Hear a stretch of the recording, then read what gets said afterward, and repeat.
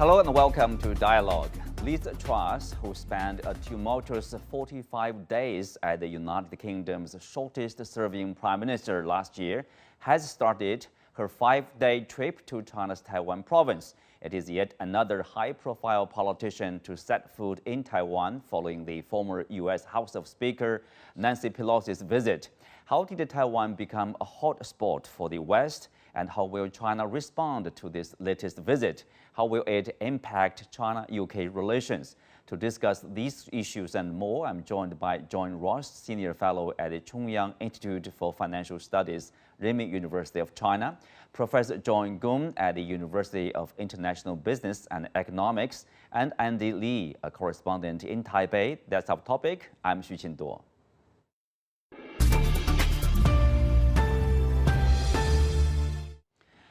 Welcome to Dialogue. John Ross, I will start with you. The disgraced Prime Minister is said to use her trip to Taiwan as a vanity project to keep herself relevant. Is that the case?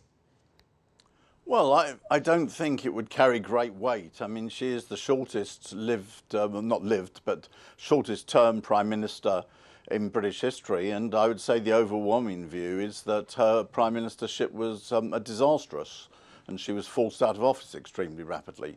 So I'm not quite sure why Taipei may be interested in having somebody who's generally regarded as politically extremely negative from the point of view of that. I mean, what she's trying to get herself, as far as I judge, is to try to present herself as a sort of China hawk, with the aim of regaining some credibility, which she lost because of the calamitous economic failures of her premiership.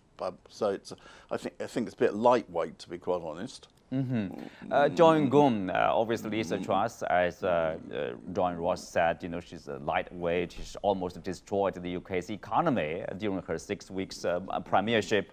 Of course, she joined the list of former retired officials, such as we say Pompeo and John Bolton, and now we have Liz Truss.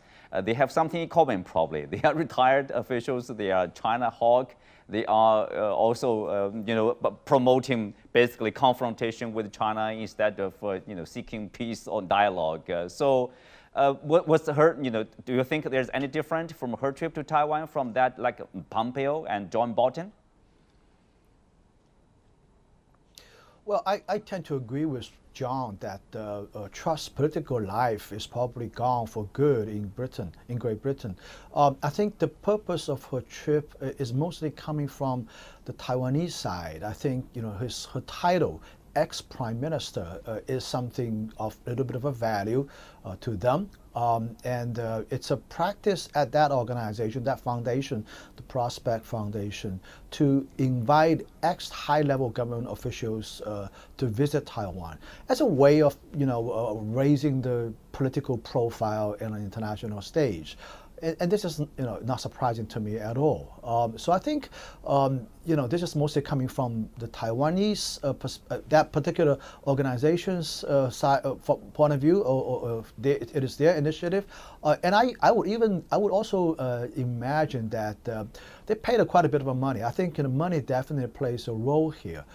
These people that have been invited to Taiwan, I've generally paid very well for these speeches. So it's on one side it's probably a little bit related to the political inclination. On the other hand, I think it's also very much driven by money. We have Andy Lee, our correspondent in Taipei. Andy, tell us more about the response or what's happening in the island. For example, we mentioned this Prospect Foundation, a think tank, some would say a secessionist think tank there. Promoting secessions in Taiwan, of course, and because of that, this think tank has been under sanction from the mainland, from the central government here. And so tell us more about this think tank, why they are inviting officials like, or former officials like Liz Truss. Yes, Mr. Xu, that's a very good question. This think tank, it's called the Prospect Foundation. Now, I've done some research on this particular think tank. It was established by Taiwan's former leader by the name of Mr. Lee Teng-hui. That was way, way, way before. Now, the foundation they invite many Western political leaders, ex-political leaders, to come to Taiwan, including Japan's Shinzo Abe, including Trump administration's Robert O'Brien, who famously said, one day U.S. will destroy TSMC.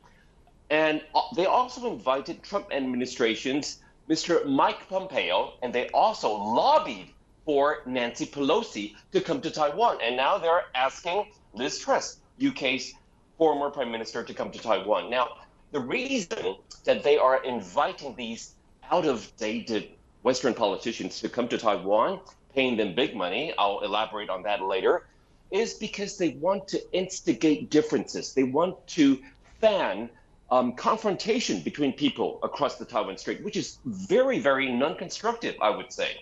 And in fact, these money has been paid off the budget of Taiwan's local authorities, which came from Taiwan's taxpayers. Mr. Xi.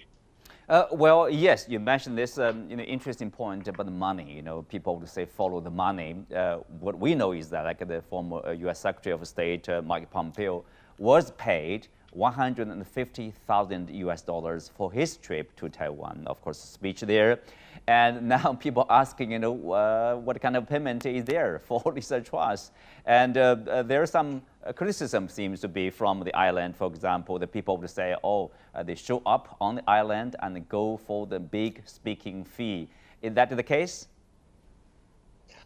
I personally do think so. That would be the case, because these ex-politicians who held public offices before, now that they're retired, they have nothing else to do.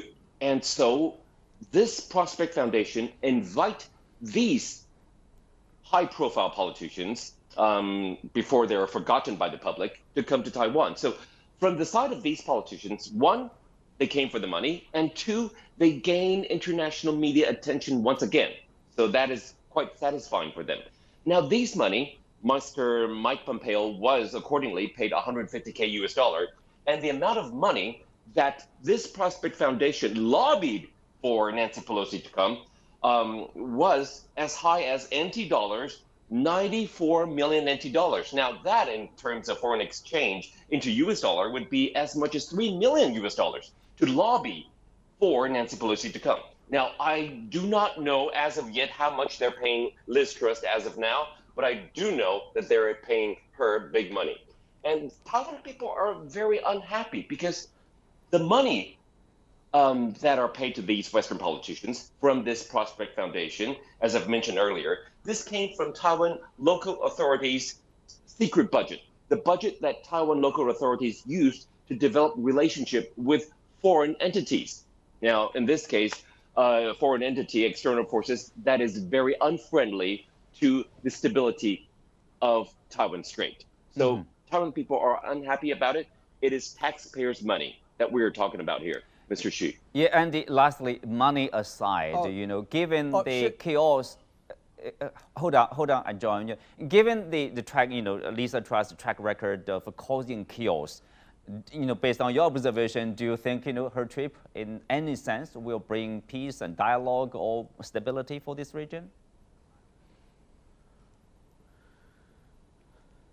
In terms of Liz Truss' political report card, we know that she is a very short-lived politician in terms of UK's prime ministership. And so inviting such a politician with such a poor report card coming to Taiwan, I doubt if this time it'll raise too much of an eyebrow internationally. And I would, if I'm the person that is running this Prospect Foundation, she would be crossed off the list. She's not worth the payment that we're paying her. Well, Taiwan's thank you. paying her. Yeah, thank you, Andy. Thank you for joining us. Well, John Gong, go ahead. Yeah, well, I was about to add a few words about this foundation, Prospect Foundation. I've seen reports saying that this is more than just a sort of a third-party, private foundation. It's actually related, or at least affiliated with Taiwanese intelligence community. The first president of the foundation was, in fact, the national security advisor to the president at the time, quote president at the time. So clearly, this is a frontal organization associated with the local government, with the Taiwanese local government. So clearly, it's a quote state action, quote state action. Okay, so it's the government's official policy in Taiwan. So I don't view this as a sort of independent third party doing this. This is the government policy, and any mention the money is actually tax money. Exactly right. This is funded by the government. So I think it's very clear this administration in Taiwan is not interested in the peace and prosperity across the Taiwan Strait. It is indeed interested in pursuing a very dangerous path of escalating tension, escalating the confrontation with the mainland side, and essentially towards the goal of independence. I think Taiwan independence is a whole of a government approach right now, and something has to be taken very seriously. The government in Beijing has been criticized by Washington for statements like not giving up forceful means for unification, stuff like that. But I think aside from all these criticisms, I think there's a fundamental trend going on in Taiwan that's across the government, across society, towards independence. When we talk about independence, that's what we're talking about. And this is something the mainland side cannot, stand by watching it further developing. So, it's against that backdrop that the mainland side has to take actions to contain developments like this. This is a very dangerous development. Again, we can say it's why people would say probably it's a provocative or destabilizing trip by Liz Truss. But John Ross, here we have this UK's Foreign Affairs Select Committee. The Conservative leader has launched a blistering attack on Liz Truss' trip to Taiwan, calling it the worst kind of Instagram diplomacy. This is performative rather than substantive. Tell us, what do you make of that? What does that mean? Oh, well, I would think that was my analysis would be that that's much closer to the position of the government. I mean, they don't want problems going on, unnecessary problems coming on at the present time.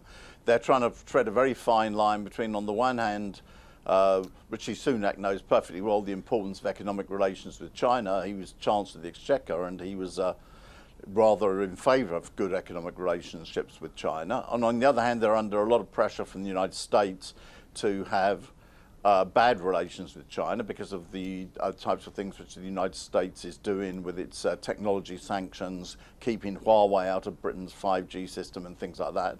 And he's trying to walk a tightrope between the two. And this sort of freelancing by somebody who doesn't really carry very much credibility in British politics, I really don't think that he needs. I know that the government will not say anything officially about that, but I would think that the statements that were made by the House of Commons committee leader were very much closer to the government's heart than Truss's interventions. That would be my view. John, obviously the UK government has, refused to comment, except to say that, it will not get involved in this, quote, independent travel decisions of a private citizen who is not a member of the government. But obviously Liz Truss is going to meet senior officials from the Taiwan government there, and, she's not, like the ordinary folks on the street. I mean, there will be some impact in terms of relationship here. Well, yes, there certainly will, and I think there's probably one that the British government doesn't want at the present time. I don't think it wants to get really hung up around, particularly with people playing around with independence in Taiwan. As I said, Sunak's trying to right the ship that was seriously destabilized by Truss. He's trying to present himself as a safe pair of hands after the sort of economic chaos which her government carried out, and her sort of freelancing around in international policy is the same sort of thing as she was doing on the question of the economy, and I think he wants to present a quite different type of image. So I don't think in this case that there is some secret plot by the British government behind that. I've criticised them very strongly on other matters. I think some of the things they said on Hong Kong were quite wrong, but in this case I think this is freelancing by Liz Truss rather than some deep plot by the government, and the leader of the House of Commons committee I think expresses more what is the sort of official consensus within Britain. Well, John Gong, obviously, I mean, not long ago, the UK Foreign Secretary, Mr. Cleverly, gave a speech about the UK's China policy. He talked about the constructive and the pragmatic policy on China. Obviously, Liz Truss' trip could be, a distraction to say the least, probably in terms of, returning to normal of this bilateral relationship. Yeah, well, I think there is indeed a legitimate point here in terms of distinguishing, the difference between a private citizen, even though it's a former highest holding officer, but she's still a private citizen at this point versus the official position of the British government. So I think there's a clear difference. The government probably can stop her, but probably stop her at a cost, I guess, a political cost somehow. So I think there's a difference, and I think the question is really about how the Chinese government can at least stop or reduce this kind of a trips by high-ranking government officials from different countries visiting Taiwan, and it's actually a very difficult challenge here. The one thing I can think of is that there's nothing wrong by the Beijing government to introduce person-targeted sanctions. For example, if she insists visiting there, okay, that's fine. Don't ever think about entering China or Hong Kong or other places related to China, and don't ever think about doing any business related to China.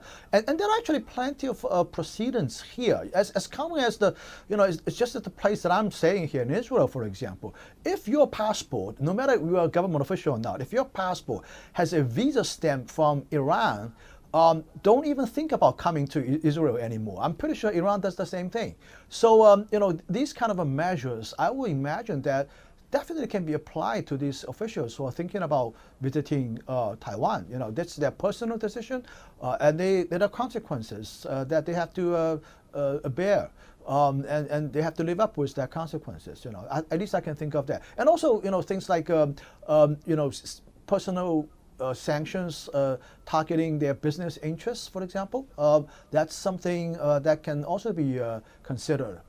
Well, John Ross, of course, Liz Truss' trip to Taiwan, came at a time basically when Washington is seeking, likely, a detente with Beijing. For example, recently there's a meeting, high-level meeting between the senior Chinese diplomat Wang Yi and Jake Sullivan, the national security advisor. They talked about for 8 or 9 hours in terms of the bilateral relationship. People would say probably even Washington does not want to see a hiccup here caused by Liz Truss. You agree? Yeah, I think what the length of the talks, you don't have two such senior diplomats speak for 9, I think it was 9 or 10 hours, I can't remember which, but it was a very long meeting. Unless they want to have very serious discussion. And if they're going to have a very serious discussion in which they've got to understand each other clearly and take measured judgments, I don't think they want somebody who doesn't have very much political credibility flying around the place creating problems. So in my opinion, I don't think this would have been well received in Washington either. I think it's a distraction from the serious discussions which are taking place. I mean, and when you're an ex-person, it depends what you are ex. If Henry Kissinger says something, I've many disagreements with Henry Kissinger, but it carries some weight if some former British Prime Minister said things. But Liz Truss doesn't carry any great weight because of the fact that she was the shortest Prime Minister in British history and destabilised the economy. So I think it's all a distraction from the serious discussions which are taking place between the US and China, and doubtless in which Britain is involved. But John Ross also, according to reports from the UK, that Liz Truss is expected to give a speech calling the UK to exercise the quote-unquote hard power against China in terms of the Taiwan question, or selling more weapons to Taiwan by Western countries. Do you think that kind of appeal will work at all? it won't be decided by Liz Truss. It'll be decided by the United States. I mean, Britain over the question of China, to be quite honest, doesn't have an independent foreign policy. It's not necessary to read the British newspapers to find out what elicits the British government. Find out what the United States wants, and you'll know what Britain wants. That's its policy on that. So, therefore, Truss is tied up with people in America who want very extreme positions with China. If the United States government decides it wants confrontation with China, the British government will have one. If the United States decides it doesn't want a confrontation with China, then the British government won't have one. She will certainly not influence the situation, and even frankly, the British government won't have a great influence in the situation either. Its foreign policy is decided in Washington, not in London. Mm-hmm. Well, Gong, as John said, obviously, the London probably is against her trip. Even the Conservative, her own party is against her trip. Washington probably does not like to see the distraction created by Liz Truss. So the issue probably is solely a matter, created by the government in Taiwan, the Taiwan government, and of course the think tank as the working in the front. Well, yeah, absolutely. She got to be pipe dreaming, when she was talking about Great Britain exercising hard power against China. This kind of argument is totally laughable. Great Britain exercising hard power against China. What age is she living in right now? You don't talk to a country like China like this. This is crazy. No wonder she serves her term in about a month and a half. But the issue you brought about, the fault on the Taiwanese side, Taiwan side, that I totally agree. I think, every time, and I would advocate that every time Taiwan does something like this, there got to be a price that has to pay. A price in terms of, in economic area, in trade area, or in whatever area. I think the way to stem this kind of development, stem this tide, is fundamentally resting upon the other side of a Taiwan Strait. They are the source, they are the origin of all these kind of problems and troubles on the international stage.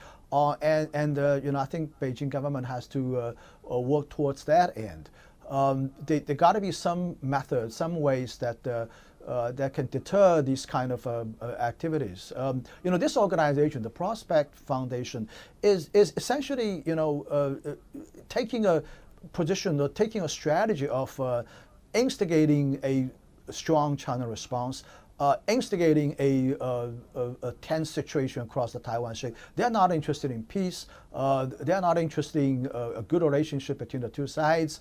They have a very hawkish strategy of just straightforwardly going independent. I think from China's legal perspective, that's sedation. China has a law to deal with that. So, people associated with that foundation are definitely subject to sanctions from Beijing, according to that domestic piece of legislation in China. So I think, again, I want to emphasize the important point that to stem this kind of tide has to take actions against Taipei. Well, John Ross, as another John said, obviously trips made by Liz Truss or by Pompeo or John Bolton, in particular by Nancy Pelosi, of course, she was at the time the Speaker of the House. They are destabilizing the region. They are creating problems. Do you think the Chinese side, Beijing should take actions or take measures to restrict or to reduce this kind of occurrence, provoking occurrence, I would say? Well, I don't think they're succeeding in destabilizing the region. They're attempting to destabilize the region. But one of the features that I noticed about Asia, in particularly developing countries in Asia, is they don't want to be destabilized. The United States has been attempting to create a crisis in the South China Sea for many, many years, and the countries there have said, no, we're not having it. We're not going to have a crisis in the South China Sea. And I think they don't want crisis around the question of Taiwan anyway. So I'd slightly rephrase it that they want to they're attempting to create instability. I don't think they actually are creating instability. What China should do, I've not run a government, but I've been in charge of the economic policy of a very large city, and I know you've got to be in the middle of a situation in order to decide what to do. So I'm not going to give advice to the Chinese government. They normally take a very measured and well thought out decision, and I don't think, and they have access to information that nobody else has. So I'm not going to give advice on what they should do. Well, John Gong, if you look at the policy on Taiwan question, from Western countries, in particular from European countries, it seems like they are not agreeing with each other. For example, French President Emmanuel Macron not long ago said Europe should not follow the U.S. tempo, and the Taiwan issue, Taiwan question, is not a problem of the Europeans. They should not follow the U.S. probably into the big trap over there. But the UK and other countries probably think differently. So what's the prospect of, basically truly respecting sovereignty and territorial integrity while they are advocating for support for Ukraine, for example? Because the Taiwan question, you can see Taiwan is a province of the People's Republic of China that was written in the UN resolution that was recognized by overwhelming number of countries around the world. Right. Yeah, well, all the European countries, other than the Vatican, has established formal diplomatic relations with China. That means that they recognize the China policy. They don't recognize Taiwan as a sovereign country. That's very, very clear. But I think every country is taking a little bit of a, not all countries take the same common approach. There's a variety, there's a diversity of positions in that regard. Some of it, in my view, is motivated by geopolitics. Certainly UK and is probably motivated by that. Some countries are motivated by the commercial interests. I mean, there's very large commercial interests with China. Some countries are motivated by some ideology, oriented things. Some countries might be motivated by domestic politics. Lithuania is a very good example, right? I mean, it has set up a commercial center there in Taiwan that serves as a de facto embassy, in my view. It's clearly motivated by domestic politics, as well as actually by geopolitical consideration as well. So there's a variety of interests that are driving this. But I think there's a red line here that all these countries cannot cross. Otherwise, there will be severe consequences. We are looking at what's happening to Lithuania with regard to its relationship with China, and clearly it's paying a price. So I think as long as the mainland government sticks to that red line and take resolute actions for people crossing the red line or getting close to crossing the red line, I think it's okay. I think we're okay. I think so far the Taiwan issue is still controllable, and I still see peace as a very likely possibility in the future. So in that regard, it's still comforting to see. I think the Beijing government did a very good job of containing this issue, at least still in a peaceful framework.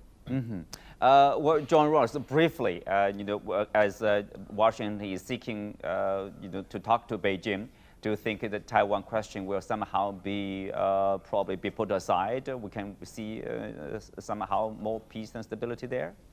It can't possibly be put aside unless the United States reaffirms the one China policy. I mean, the whole basis of the stability of China's relations with the United States since Nixon's visit has been based on one China. If the US says, yeah, the one China policy is clear, we'll have stability. If it messes around on it, then we won't. I mean, that's a fundamental red line. That is true. With that, we come to the end for today's show. Many thanks to our guests. You can also find us on the CGTN app on YouTube. Thank you for being with us. I'm Xu Qinzhuo. See you next time.